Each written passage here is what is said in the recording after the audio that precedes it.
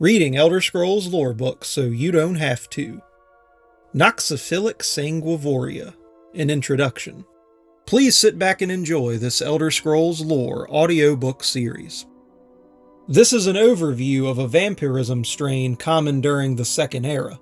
And fun fact, it's also the strain of vampirism that your player character is infected with, if you become a vampire in the Elder Scrolls Online. The disease vampirism is not one disease, but many. Throughout the centuries, and for unknown reasons, the afflictions collectively known as vampirism have been transmitted in different ways and taken on different qualities.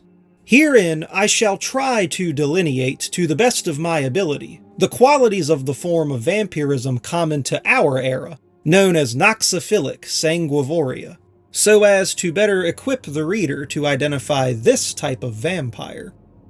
First, however, I believe a word of warning is in order. This work is in no way intended as a guide to hunting or otherwise confronting a vampire.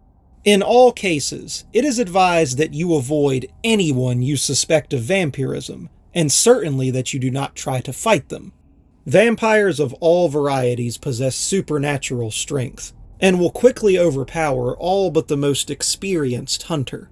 The most important thing to remember about sufferers of Noxiphilic Sanguivoria is that, as the name implies, they are not weakened by daylight as in other strains of vampirism, but are instead strengthened during the nighttime hours. Why this is the case is poorly understood.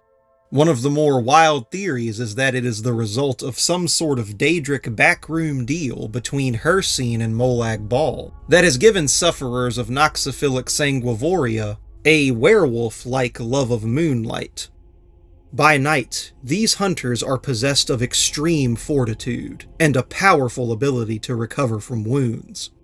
Sufferers of Noxiphilic Sanguivoria, interviewed under heavy sedation of course, have described a dream-like passage from when they were first bitten and afflicted with the disease.